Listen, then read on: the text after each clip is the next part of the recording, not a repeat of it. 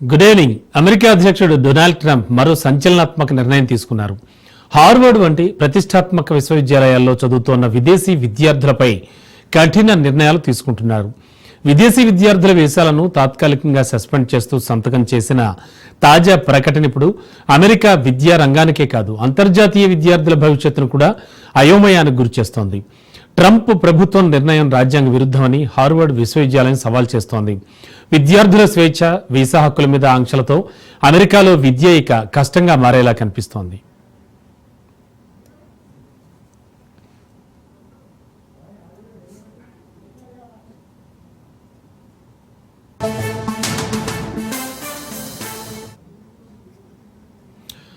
America అధ్యక్షుడు Donald Trump Harvard విశ్వవిద్యాలయంలో విదేశీ విద్యార్థుల విద్యార్థి వీసాల్ని పరిమితం చేస్తూ ప్రకటనపై సంతకం చేశారని వైట్ హౌస్ ప్రకటించింది.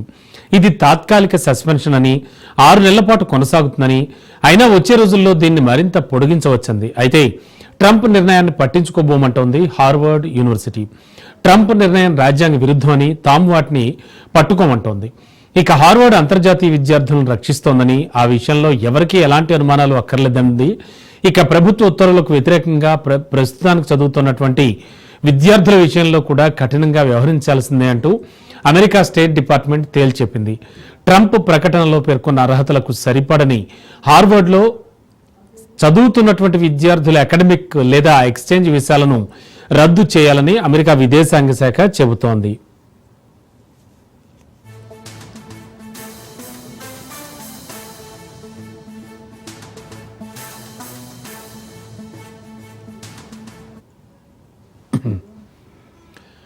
అమెరికా ప్రభుత్వం హార్వర్డ్ యూనివర్సిటీపై ట్రంప్ బాధ్యతలు చేపట్టిన దగ్గర నుంచి దాడులు చేస్తూనే ఉంది. ఇప్పటికే $1 బిలియన్ గ్రాంట్స్, ఇతర నిధుల్ని స్తంభింపజేసింది, పన్ను మినహాయింపును రద్దు చేసింది. ఇది ట్రంప్ సర్కార్ వర్సెస్ హార్వర్డ్ యూనివర్సిటీ మధ్య పోరాటం అన్నట్టుగా మారిపోయింది.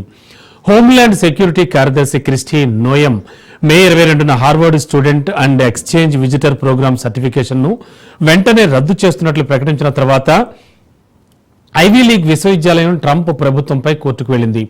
ఈ చర్యను అమెరికా జిల్లా జడ్జి ఆలిసన్ బరోస్ అడ్డుకున్నారు. అయితే తాజాగా 2 పేజీల ఆదేశంలో హార్వర్డ్ తీరును ట్రంప్ సర్కార్ ప్రశ్నించింది.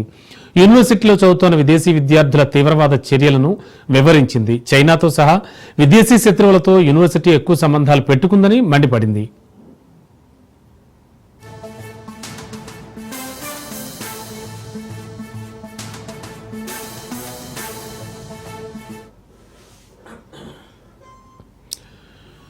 అమెరికన్ ఉన్నత విద్య ద్వారా ఇక్కడి సమాచారాన్ని దొంగిలించడానికి, పరిశోధన అభివృద్ధిని దోపిడీ చేయడానికి, తప్పుడు సమాచారాన్ని వ్యాప్తి చేయడానికి కొందరు ప్రయత్నిస్తున్నారని FBI చాన్నాళ్లుగా ఆరోపిస్తోంది. ఇక హార్వర్డ్ ఇటీవల సంవత్సర కాలంలో నేరాల్లో విపరీత పెరుగుదలను కూడా చూసింది. క్యాంపస్లో కొందరు నిబంధనలు ఉల్లంఘించినా వారిని నియంత్రించడంలో విఫలమైందని పేర్కొన్నారు. విదేశీ విద్యార్థుల తెలిసిన చట్టవిరుద్ధమైన ప్రమాదకరమైన కార్యకలాపాల గురించి హోమ్ల్యాండ్ సెక్యూరిటీ విభాగానికి తగినంత సమాచారాన్ని అందించడంలో విఫలమైందని పేర్కొన్నారు. 2023 అక్టోబర్ 7న జరిగిన దాడి తర్వాత యూదు విద్యార్థులను రక్షించడంలో యూనివర్సిటీ విఫలమైందని ట్రంప్ ఆరోపించారు. నాటి నుంచి నేటి వరకు ట్రంప్ సర్కార్ హార్వర్డ్ మధ్య రాజుకుంటూనే ఉంది గొడవ. హార్వర్డ్ విద్యార్థి సంఘంలో దాదాపు 4వ వంతు అంతర్జాతీయ విద్యార్థులు ఉన్నారు. ఇదే అంశానికి సంబంధించి లేటెస్ట్ ఇన్ఫో అందించడానికి, అలాగే మరింత విశ్లేషణ అందించడానికి సీనియర్ విశ్లేషకులు పెంటపాటి పుల్లారావు గారు మనతో పాటు లైవ్ లో సిద్ధంగా ఉన్నారు. Sir good evening. Good evening sir ఏం జరుగుతోంది? హార్వర్డ్ అంటే ఎంత పేరున్న యూనివర్సిటీ, అసలు వరల్డ్ క్లాస్ యూనివర్సిటీల్లో ఫస్ట్ లో ఉండేటువంటి యూనివర్సిటీ. మరి ఈ నేపథ్యంలో ఎందుకు అంటే ట్రంప్ టెంపరితనం ఇంకా పెచ్చుమీరుతోందా? ఎలా అర్థం చేసుకోవాలి దీన్ని? పైగా చదువుకి సంబంధించి అంటే ఆయన గవర్నమెంట్ ఏమీ ఆలోచించట్లేదా? అంటే ఇది ఓవరాల్ ఇష్యూని ఎలా చూడొచ్చు సార్? అయితే ట్రంప్ ఓటర్లు ఎక్కువగా హార్వర్డ్ అంటే పట్టింపు లేదు, హార్వర్డ్ అంటే వ్యతిరేకం కూడా. వాళ్ళ అభిప్రాయం ఏంటంటే హార్వర్డ్ యూనివర్సిటీ చాలా లెఫ్ట్గా ఉంటుంది, లిబరల్గా ఉంటుంది, అన్ని వ్యతిరేకాలు చేస్తుంది, అమెరికన్ పద్ధతులకి అని ఒక పెద్ద నమ్మకం ఉన్నది. ఈవేళ హార్వర్డ్ యూనివర్సిటీ ఎండౌమెంట్ ఫండ్ అంటే వాళ్ళ ట్రస్ట్ ఫండ్ $55 బిలియన్ ఉన్నది. భారత ప్రభుత్వానికి అంత డబ్బు ఉన్నదా లేదా ఆలోచించాలి. మన బడ్జెట్ కూడా అంత ఉన్నదా కాదా ఆలోచించుకో. అలాంటి బడ్జెట్ ఉన్నది. ఆ బడ్జెట్ కూడా ఆ ఎండోమెంట్ ఫండ్, ఆ ఫండ్ నుంచి వడ్డీతో నడుపుకుంటా ఉంటారు. గవర్నమెంట్ గ్రాంట్స్ చాలా ఫ్రీగా ఉంటుంది. ట్యూషన్స్ డబ్బు విశేషమైన డబ్బు హార్వర్డ్ యూనివర్సిటీ ఉంది. అది కూడా చాలా మంది విదేశాల నుంచి వచ్చిన వాళ్ళు, విదేశీ గవర్నమెంట్లు కూడా డబ్బు ఇచ్చారు పలుకుబడి కోసం. ఖతార్, సౌదీ అరేబియా, చైనా డబ్బిచ్చారు. కొన్ని డిపార్ట్మెంట్స్ వాళ్ళ కంట్రోల్లో ఉంటాయి. ఇష్టం వచ్చిన స్టూడెంట్స్ అడ్మిట్ చేయాలి. ఇవన్నీ ఉన్నాయి, ఆరోపణలు ఉన్నాయి. తర్వాత ఎలా ఉంటుందంటే యూనివర్సిటీలో ఫర్ ఎగ్జాంపుల్ మీరు ప్రొఫెసరు ఎవరో వచ్చి హార్వర్డ్లో మీకు సంవత్సరానికి $5 మిలియన్ ఇస్తామండి రీసెర్చ్ చేసుకోవటానికంటే మీరు ఏమైపోతారు? గాలిమాటే చెప్తారు. సో కొంతవరకు హార్వర్డ్ యూనివర్సిటీ అమెరికన్ కంట్రోల్లో లేదు. ఎస్, మీరు అన్నమాట సైన్సెస్ లో పర్టికులర్ గా లైఫ్ సైన్సెస్, మెడిసిన్ లో, బయాలజీలో చాలా అడ్వాన్స్డ్. చాలా అడ్వాన్స్డ్. కానీ ఇవన్నీ ఉన్నాయి. సో ట్రంప్కి వాళ్ళ మీద కోపం ఎందుకంటే ఎవరు నాకు ఓటు వేయలేదు, ఓటు వేసే మనుషులు కాదు అని. ఇలాంటి హార్వర్డ్, ఐవీ లీగ్ అంటే ఎప్పుడు నుంచో పాత private universities, Harvard, Yale, Princeton, కొన్ని యూనివర్సిటీస్ ఉన్నాయి, 8, 10, కార్నెల్, ఇవన్నీ నాకు వ్యతిరేకం. అంతా న్యూయార్క్, బోస్టన్ ఆ ఏరియాలోనే ఉన్నాయి. నార్త్ లో, ఉత్తర తూర్పులో ఉన్నాయి. వాళ్ళ మీద కానీ ప్రెజరెస్ ఉన్నది.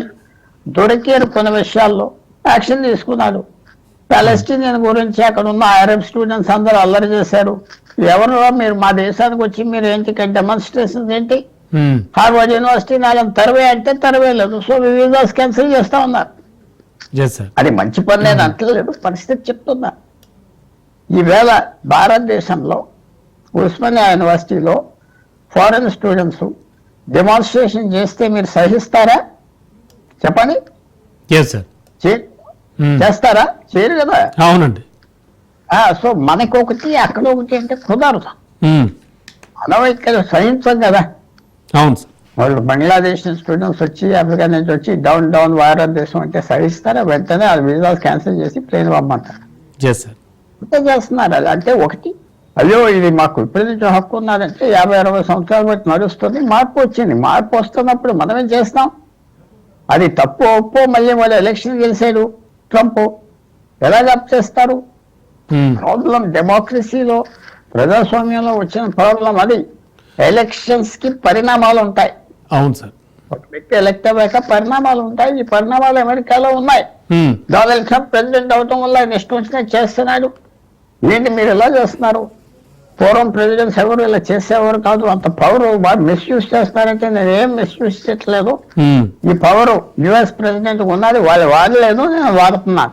సార్ మీరు అన్నట్టు పరిశోధనల కోసం కానీ లేకపోతే ఇంకా ఫర్దర్ గా కానీ యూనివర్సిటీకి $1,000 ఇచ్చి వస్తున్నటువంటి విదేశీ విద్యార్థులు, సరే వీళ్ళంతా కూడా అంటే ఫెడరల్ బ్యూరో ఆఫ్ ఇన్వెస్టిగేషన్ ఆరోపణ ఎలా ఉందంటే సిచ్యువేషను, ఇక్కడ రహస్యాలన్నీ దోస్తున్నారు వాళ్ళు, ఇక్కడ జరుగుతున్నవన్నీ కూడా వేరే కంట్రీకి వెళ్ళిపోతున్నాయి, జస్ట్ లైక్ చైనా లాంటి కంట్రీస్ కి అనేది కూడా ఒక ఆరోపణ నడుస్తోంది సార్ ఎప్పటి నుంచి. చాలా కరెక్ట్.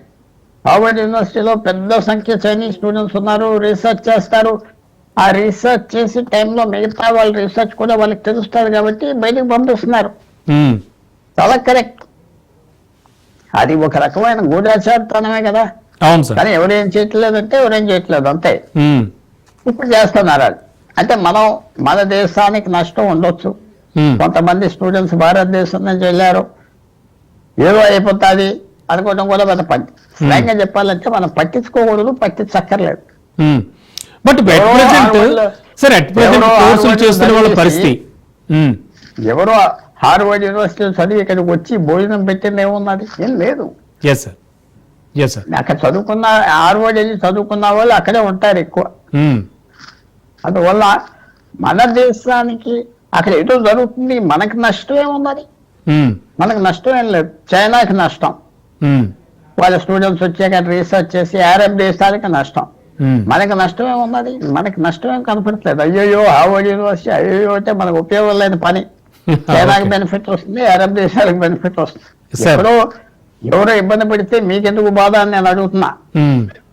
ఓకే సార్, అంటే వాళ్ళకి కాదు సార్. అన్నీ మనకి మ్మ్. మన గురించి జరుగుతుంది అయ్యో అంటే కుదరదు. ఉమ్, ఈవేళ అదొక రకంగా చెప్పాలంటే చైనా మీద తీసుకుంటున్నారు కదా కక్ష. ఓ అందులో భాగంగానే ఇది చూడాలి. ఉమ్, దానివల్ల మనకి మంచిది కదా. ఉమ్, ఈవేళ చైనా అమెరికా దూరం అయిపోవటం వల్ల భారతదేశం లాభం కదా. సో అందువల్ల నేనేమి చెడ్డగా ఆలోచించాను. ఎస్, నాకు తెలిసిన వాళ్ళు హార్వర్డ్కి వెళ్ళారు, హార్వర్డ్లో చదువుకున్నారు, పెద్ద డిగ్రీలు తెచ్చుకున్నారు. నా బంధువులు అనొచ్చు, వాళ్ళు ఫీల్ అవుతారు మాటలకంటే. వాళ్ళకేం నొప్పి అని లేదు. వాళ్ళు చదువుకున్నారు, డిగ్రీలకు సంపాదించుకున్నారు అంతే. నువ్వు రావద్దని చెప్తే వెళ్ళారు కొత్త బ్యాచ్. ఏం గొప్ప మునిగిపోలేదని చెప్తున్నా, భారతదేశానికి ఏం అవ్వలేదా మీరు ఒకటే చూసుకోండి. ఉమ్, మన దేశంలో సహిస్తారా ఇంకో దేశం నుంచి వచ్చి ఇక్కడ తైతకలాడితే చెప్పండి. లేదండి, ఎట్టి మరి పరిస్థితి ఇంకా అంతే. వాళ్ళు చేస్తున్నప్పుడు వాళ్ళ దేశంలో వాళ్ళు చేసుకుంటారు. మన కన్వీనియన్స్ లేదంటే ఎలాగా? అవునండి నాకు నష్టం కనపడుతుంది భారతదేశం. Sir and one more thing sir, మీ మాట మీరు అన్నది కరెక్ట్ 100%. కాకపోతే ట్రంప్ అధికార పగ్గాలు చేపట్టిన దగ్గర నుంచి ఆయన అనుసరిస్తున్నటువంటి విధానాలు, ముఖ్యంగా విదేశీయుల పట్ల అనుసరిస్తున్నటువంటి విధానాలు కానీ ఇవన్నీ ఒక లైన్లో చూస్తూ ఉంటే దాన్ని కూడా ఈ హార్వర్డ్ యూనివర్సిటీకి ఇప్పుడు ఆయన చేస్తున్నటువంటి ఇవన్నీ కూడా వాటిల్లో భాగంగానే చూడాలా, లేకపోతే ఇది భవిష్యత్ అమెరికాని వేరే విధంగా ఊహించి ఆయన చేస్తున్న ఒక డెవలప్మెంట్గా చూడాలా? ఒకటి లాంగ్ టర్మ్ లో ఇది అమెరికాకి మంచిది కాదు. ఎందుకంటే ప్రపంచంలో మంచి ఇంటెలెక్చువల్స్, ఇంటెలిజెంట్ పీపుల్ అమెరికన్ యూనివర్సిటీలో వెళ్ళి చదువుతారు. ఎవరు రష్యన్ యూనివర్సిటీకి, చైనీస్ యూనివర్సిటీకి ఎవరు వెళ్తున్నారు? ఎవరు వెళ్ళలేదు కదా. ఒకనప్పుడు 1950 వరకు అందరూ ప్రపంచంలో ప్రతి దేశం నుంచి ఆక్స్ఫర్డ్ వెళ్ళి చదవాలి, కేంబ్రిడ్జ్లో చదవాలి, ఇంగ్లాండ్లో చదవాలి అని ఉండేది. ఇప్పుడు ఎవరు వెళ్తున్నారు? ఆక్స్ఫర్డ్ యూనివర్సిటీ ఎవరు అప్లై చేసి ఫీజు కడితే ఆయనకి అడ్మిషన్ ఇస్తున్నారు. మనం ఏమి ఆశ్చర్యపోకర్లేదు. హైదరాబాద్ నుంచి వెళ్ళి ఆక్స్ఫర్డ్లో చదువుకున్నాడంటే ఎవరికైనా ఇస్తారు ఫీజు కడితే. అట్రాక్షన్ పోయింది. ఇప్పుడు అమెరికా ఒక పవర్ఫుల్ దేశం కాబట్టి, ఎడ్యుకేషన్ అడ్వాన్స్ గా ఉన్నది కాబట్టి ఆ అట్రాక్షన్ ఉన్నది. రష్యా, చైనా మీద లేదే.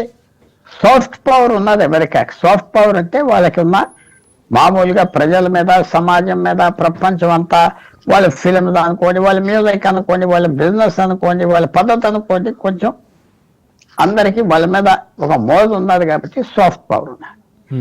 ఆ సాఫ్ట్ పవర్ తో వాళ్ళు యూనివర్సిటీ ఎడ్యుకేషన్ కూడా డెవలప్ చేసుకున్నారు. 4 లక్షల మంది ఫారెన్ స్టూడెంట్స్ ప్రతి సంవత్సరం వచ్చి చదువుకుంటున్నారు, ఫీజు కడుతున్నారు, మంచి కాంట్రిబ్యూషన్ చేస్తున్నారు, మేధావులు ఉన్నారు, వాళ్ళకంటే పెద్ద మేధావులు ఉన్నారు. అందువల్ల అయిన ఉండగా మనం నేరో ఫోకస్, ఒక మైక్రోస్కోప్ పెట్టి చూసినట్టయితే భారతదేశానికి ఏం నష్టం లేదు. బట్ అంటే ప్రతి విషయం ఎస్ సార్, ప్రెసెంట్ ఉన్న కండిషన్లో ఖచ్చితంగా అమెరికా గవర్నమెంట్ ఆశించేటువంటిది కానీ అమెరికా గవర్నమెంట్కి వచ్చే విదేశీ మారక ద్రవ్యం, అఫ్ కోర్స్ ఇప్పుడు విద్యార్థులు వస్తేనే కదా సార్ ఆ ఫీజులు అవి కట్టి వాటికి సంబంధించి యూనివర్సిటీ డెవలప్మెంట్ కానీ తద్వారా మిగతా వ్యవస్థలు కూడా డెవలప్ అవడం అన్ని. అంటే ఈ రకంగా అమెరికాకి ఎటువంటి లాస్ లేదనుకోవచ్చు అంటారా సార్? పెద్ద లాస్ ఉన్నది, పెద్ద లాస్. ఫీజు పోతాయి, యూనివర్సిటీ దెబ్బతింటాయి, మంచి స్టూడెంట్స్ వెళ్ళరు. మంచి స్టూడెంట్స్ అక్కడికి వెళితే కాంపిటీషన్ పెరుగుతుంది, స్టాండర్డ్స్ పెరుగుతుంది, అంతా లాస్. Yes sir. కానీ అది లాంగ్ టర్మ్ లాస్. అంటే రేపటి నుంచి ఆ లాస్ కనపడవు. 5 సంవత్సరాలు 10 సంవత్సరాల తర్వాత కనపడతాయి సార్. ఇలాగే ఉంటే పరిస్థితి. మీరు వచ్చిన విషయం కూడా మర్చిపోదు సార్. 1951 ముందల మీకు తెలుసో తెలీదో భారతదేశం నుంచి వెళ్ళిన వాళ్ళకి వీసా కూడా లేదు అమెరికా. చాలా అతి తక్కువ ఇచ్చేవారు. ఎందుకంటే వీళ్ళు తెల్ల జాతి కాదని వీసాలు ఇచ్చేవారు కాదు. అసలు సిటిజన్షిప్ లేదు. 51లో ఒక చట్టం మార్చాక వెళ్ళటం మొదలు పెట్టారు భారతీయులు. నేను వందల సంవత్సరాలు బట్టి అలసలేదు. 70 సంవత్సరాలు బట్టి భారతీయులు వెళ్తున్నారు అమెరికా. తర్వాత సంఖ్య పెరుగుతా వచ్చింది. తర్వాత అమెరికాలో ఫీలింగ్ ఏమొచ్చిందంటే 1 కోటి మందో 2 కోట్ల మందో పర్మిషన్ లేకుండా గత 8 సంవత్సరాలు 5 సంవత్సరాల్లో అమెరికాలో దూరిపోయారు. దేశం అంతా మార్పు తీసుకొస్తున్నారు. అది ఆ ఫీలింగ్ వచ్చింది అక్కడ. ఇవాళ భారతదేశంలో కూడా బంగ్లాదేశ్ మీద లేదా ఫీలింగ్ ఉమ్. ఉన్నది కదా. ఉందండి, అవును. 2-3 కోట్ల మంది వచ్చి ఇక్కడ కూర్చున్నారు, మన పని ఏంటని వాళ్ళకి అలాగే ఉంటుంది.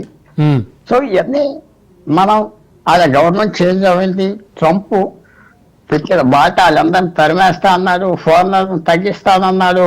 ఇక్కడ ఫారినర్ వెళ్ళిపోతే హార్వర్డ్ నుంచి మనోళ్ళే చదువుకుంటారా, మనోళ్ళకి ఉద్యోగాలు ఉన్నాయి, అవుతే అవ్వచ్చు, అవ్వకపోవచ్చు, ఫెయిల్ అవ్వచ్చు. ఉమ్. Yes, sir. ఎందుకంటే ఆ స్కిల్ అందరికీ ఉండదు. అందువల్ల ఆ సైన్స్ తర్వాత ఏం చేస్తాను, మామూలు సబ్జెక్ట్స్ వాళ్ళని రానివ్వను, సైన్స్ వాళ్ళని రానిస్తాను అనొచ్చు. ఉమ్. చూడాలి. ప్రస్తుతం హార్వర్డ్ యూనివర్సిటీ మీద కోపం, ఏ యూనివర్సిటీ ఐవీ లీగ్ అన్నారంటే పెద్ద యూనివర్సిటీస్ మీద ఉమ్. కోపం తీసుకుంటున్నారు. ఆయనకి నష్టం లేదు రాజకీయంగా, సో తీసుకుంటున్నారు. అన్ని ఏదైనా చేస్తానంటున్నాడు, అంతు లేకుండా చేస్తానంటున్నాడు, చేస్తున్నాడు. Yes sir. సార్, మనం ఇంతకు ముందు మాట్లాడుకున్నట్టుగానే ఒక హార్వర్డ్, ఒక కేంబ్రిడ్జ్, ఒక ప్రిన్స్టన్, మీరే చెప్పారు ఆ లిస్ట్ కూడా. సో ఇలా ఒక ప్రపంచ వ్యాప్తంగా ప్రసిద్ధి చెంది ఖచ్చితంగా అక్కడ చదువుకోవాలి అనే కలలు గనేటువంటి విదేశీయులు చాలా మంది ఉన్నారు. ఈవెన్ ఇఫ్ మన దేశం నుంచి కూడా, అంటే మనకు వచ్చి లాస్ లేకపోవచ్చు, మీరు చెప్పినట్టుగా మీరు అంటే చాలా ఎక్స్పీరియన్స్తో చెప్తూ ఉన్నారు, కాదంటలేదు. కానీ వాళ్ళు కంటున్న కళ్ళు కానీ, అలాగే అక్కడ ఉండేటువంటి స్టేట్ ఆఫ్ ఆర్ట్, ఆ చదువు కానీ, అంటే అక్కడ సిలబస్ కానీ, ఇవన్నీ మరి మిస్ అవుతున్నట్టేం అనిపించట్లేదా సార్? అంటే 25% ఆఫ్ స్టూడెంట్స్ విదేశీయులు అక్కడ హాస్టల్లో ఉండి చదువుకుంటున్నారట. మరి ఈ నేపథ్యంలో వీళ్ళ మీద పర్టికులర్గా ఎఫెక్ట్ ఎలా ఉంటుంది అనుకోవచ్చు అంటారు? మీరు ఆల్రెడీ ఇండియన్స్ గురించి నేను అడగకుండానే చెప్పేశారు, బట్ మిగతా కంట్రీస్ నుంచి వచ్చి చదువుకునే వాళ్ళ పరిస్థితి ఏమిటి, వాళ్ళు కన్న కళల పరిస్థితి ఏమిటి? తప్పకుండా వాళ్ళ కళలు పేద కళలు అయిపోయినాయి. ఎందుకంటే ఏదో హార్వర్డ్లో చదువుకున్నాం, మంచి పేరు వస్తుంది, అంతే కదా సార్. అడ్మిషన్ తెచ్చుకున్నారు. చాలా మందికి ఎక్కువ స్కాలర్షిప్స్ కూడా ఉంటాయి హార్వర్డ్ లో. ఎస్ సార్, ఎస్ సార్, అవును. $54 బిలియన్ అంటే దాని వడ్డీ $2-3 బిలియన్ ప్రతి సంవత్సరం వస్తుంది. తర్వాత ప్రతి సంవత్సరం గ్రాంట్స్ వస్తాయి. అందరికి చాలా మందికి ఫ్రీ ఎడ్యుకేషన్, ఫ్రీ. సో ఆ తర్వాత ప్రెస్టీజ్ ఉన్నది. హార్వర్డ్ లో చదువుతున్నామంటే అందరూ నిలబడతారు బాబు ఏదో అని. అందువల్ల అవన్నీ ఉండగా సో తప్పకుండా వాళ్ళందరికీ దెబ్బే కదా. అక్కడ చదువుకుందాం, అక్కడికి వెళ్దాం, పేరు తెచ్చుకుందాం, ఆ డ్రీమే కదా. అక్కడికి వెళ్ళి చదువుకుంటున్నాం చెప్పుకోవటం ఎంత ఆనందపడతారు. ఎవరైనా తెలుగు హార్వర్డ్ లో ఉన్నదంటే వాళ్ళకి ఎంత హడావిడి చేస్తున్నారు. అందువల్ల తప్పకుండా ఇదొక సెట్ బ్యాక్ వాళ్ళందరికీ. ఇది ఒక కొత్త పరిస్థితి అమెరికాలో, ఇతర దేశాల స్టూడెంట్స్ మీద పెడతాం. ఇదే ట్రంప్ 1-2 సంవత్సరాల క్రితం ఏమన్నాడంటే, ఇతర దేశాల నుంచి వచ్చి మన యూనివర్సిటీస్ లో చదివిన వాళ్ళు, చదువుతున్న వాళ్ళకి డిగ్రీ రాగానే గ్రీన్ కార్డ్ అక్కడే ఇచ్చేయాలన్నారు. ఎన్నోసార్లు అన్నారు, మీరు గూగుల్ చేసి చూడండి. ఎందుకంటే మన దేశానికి వీళ్ళ పెద్ద ఆస్తి. అక్కడ చదువుకొని ఇక్కడికి వచ్చారు, ఆ ఖర్చులంతా ఇంకో దేశంలో పెట్టుకున్నారు. పెద్ద బుర్ర అందరిది, బయట నుంచి వచ్చిన వాళ్ళు మంచి తెలివితేటలు ఉన్నాయి, మన దేశానికి ఉపయోగపడుతున్నారు. వీళ్ళని అక్కడే కార్డు ఇచ్చేయాలి, గ్రీన్ కార్డు, డిగ్రీతో పాటు గ్రీన్ కార్డు ఇచ్చేయాలన్నారు. అంటే మేధోసనంతా అక్కడే ఉంచేయాలి అనేటువంటి భావన. అలాంటి వ్యక్తి ఎంత మార్పు వచ్చిందంటే మరి మర్చిపోయేదా, కొత్త లెక్క ఏమన్నా వేసుకుంటున్నాడా అయితే చూడాలి. అంతే సార్. ఓవరాల్ గా చూస్తే ఇది ట్రంప్ సర్కార్ వర్సెస్ హార్వర్డ్ యూనివర్సిటీ మధ్య ఒక ఫైట్ లా తయారైపోయింది, ఏమంటారు? హార్వర్డ్ యూనివర్సిటీ ఆఖరికి సాధిస్తారు, అంతేనండి, ఆఖరి. ఎందుకంటే ఇప్పుడు వాళ్ళు సుప్రీంకోర్టులో కూడా 90 ఉంటే 3-4 ఐవీ లీగ్ యూనివర్సిటీస్ నుంచి వచ్చిన వాళ్ళు. వాళ్ళందరికీ తెలుసు యూనివర్సిటీ ఎడ్యుకేషన్ పాస్ చేయకూడదు అమెరికాలో. ఈవేళ అమెరికాకు ఉన్నది ఏంటి? స్టీల్ ఫ్యాక్టరీ లేవు, వాడలు కట్టే ఫ్యాక్టరీ లేదు, విషయం చెప్తున్నా, సిమెంట్ ఫ్యాక్టరీ లేవు, ఇవన్నీ కార్ల ఫ్యాక్టరీ లేవు, అన్ని చైనా వెళ్ళిపోయినాయి. అందువల్ల ఏమున్నది అమెరికాకి? హాలీవుడ్ ఉన్నది, కన్స్యూమర్ గుడ్స్ ఉన్నది, Coca Cola, Pepsi cola. Education ఉన్నది, టెక్నాలజీ ఉన్నది, అంటే గూగుల్, ఫేస్బుక్, మైక్రోసాఫ్ట్, అంత బుర్రకు సంబంధించిన వ్యవహారం. అవునండి, మేధో సంపత్తి, టెక్నాలజీ. తర్వాత ఏవియేషన్ ఒకడు ఉన్నది, విమానాలు తయారు చేయటం అమెరికా టాప్ సూపర్. విమానాలు, Hollywood, technology, software, technology software కింద కన్స్యూమర్ గుడ్స్ కొన్ని.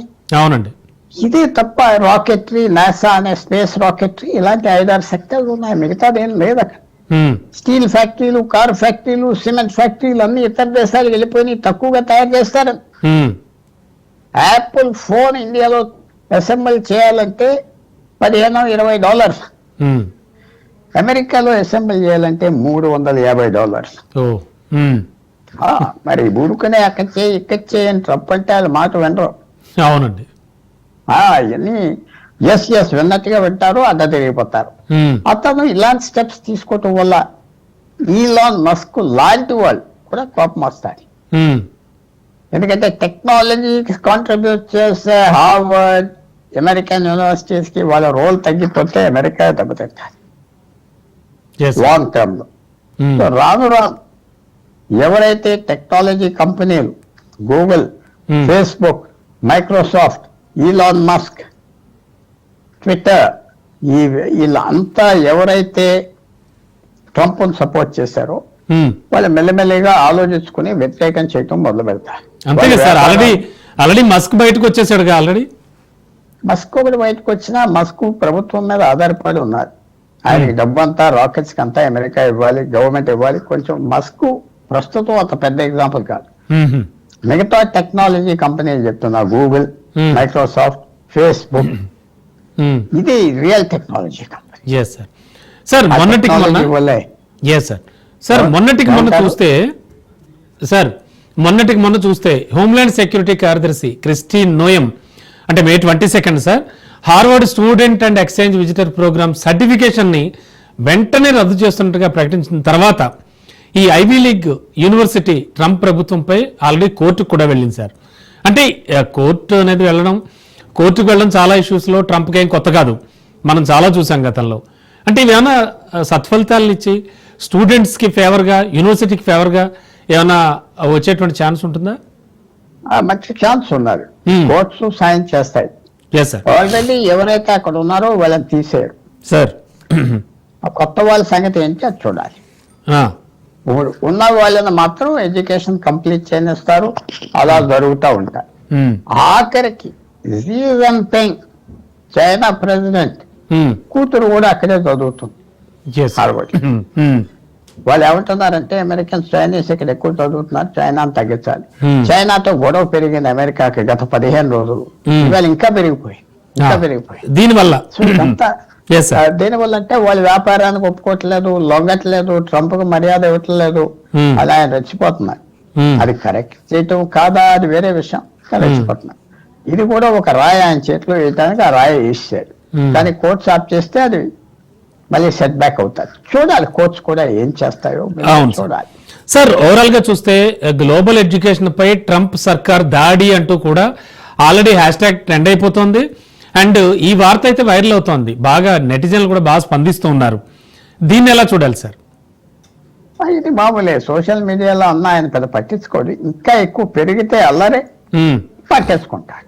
ఇంకా అల్లరి పెరిగితే ఆయన పార్టీ నుంచి కొంచెం సెనేటర్స్, కాంగ్రెస్ మనం కోపం తెచ్చుకుని ఇదంతా మానవయ్యా అంటే అప్పుడు ఆలోచించుకుంటాడు. ఎప్పుడైతే వాణిజ్య అమెరికాకి ఆయన పెట్టిన రూల్స్ అన్ని దెబ్బ కొడుతున్నాను కానీ తగ్గిపోయేది కదా. అంత టైం ఇచ్చేది ఇస్తున్నారు.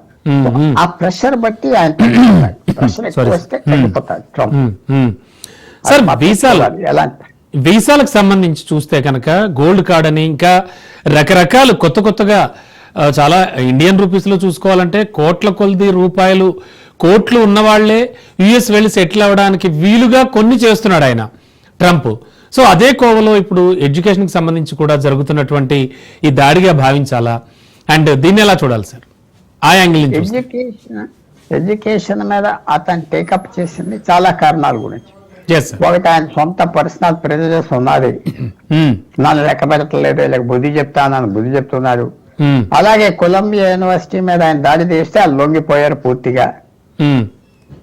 MIT అనే పెద్ద యూనివర్సిటీ కూడా లొంగిపోయారు. చెప్పింది చేస్తాం వదిలేమంటే హార్వర్డ్ అంటలేదమ్మా, అక్కడ వచ్చిన పగు. హార్వర్డ్ చాలా పవర్ఫుల్ ఇన్స్టిట్యూషన్, పవర్ఫుల్ పీపుల్ ఉన్నారు. వాళ్ళు బోర్డ్ ఆఫ్ డైరెక్టర్స్ చాలా పెద్ద బోర్డు ఉన్నది. వాళ్ళందరూ పెద్ద వాళ్ళు ఏం ఆలోచిస్తారు చూడాలి. రాబోయే రోజుల్లో చాలా ఇంట్రెస్టింగ్ గా. తప్పకుండా వచ్చే ప్రాబ్లం ఏంటంటే ట్రంప్ అనేది విదేశాల వాళ్ళకి ట్రబుల్ ఉన్నది. ఫైనల్ గా సార్ షూర్ సార్. ఫైనల్ గా చూస్తే కనుక ట్రంప్ సర్కార్కి ఏమన్నా ఇదొక మళ్ళీ గొడ్డలి పెట్టు లాంటి అంశంగా మారే ఛాన్స్ ఉందా? ఎందుకంటే యూనివర్సిటీ వర్సెస్ ట్రంప్ సర్కార్ అని మాట్లాడుకున్నాం మనం. సో ఇది ఫైనల్ గా ఏంటంటే సార్, మీరు ఒక ప్రభుత్వం వచ్చి వ్యతిరేకం చేస్తా ఉంటే అప్పుడే నొప్పి కనపడదు. కొన్ని అవును. రోజులు పోయాక, సంవత్సరం పోయాక నొప్పి కనపడతాయి. ఓకే, అంటే గ్రాడ్యువల్లీ మీతోనే విరోధం చేసుకున్నా మీరు లెక్కలేరు అని నేను అనుకుంటే, మీలాంటి వాళ్ళతో 100 మందితో విరోధం చేసుకుంటే కొంప మునిగిపోతాది కదా, రోజుకు ఒక్కోడితో చేసుకుంటా పోతే. అది ట్రంప్ కి ఏమవుతారో చూడాలి. ఆర్థిక వ్యవస్థ కనుక అమెరికా ఆయన అనుకున్నట్టుగా మారకపోతే మాత్రం వ్యతిరేకత పెరుగుతాయి. డెఫినెట్లీ. Thank you sir. ఆర్థిక వ్యవస్థ ఎలా చేస్తారు? Sure sir. Thank you sir. Thank you for your analysis. Thank you so much అండి. సో ఇది వాళ్ళ స్పెషల్ అనాలిసిస్.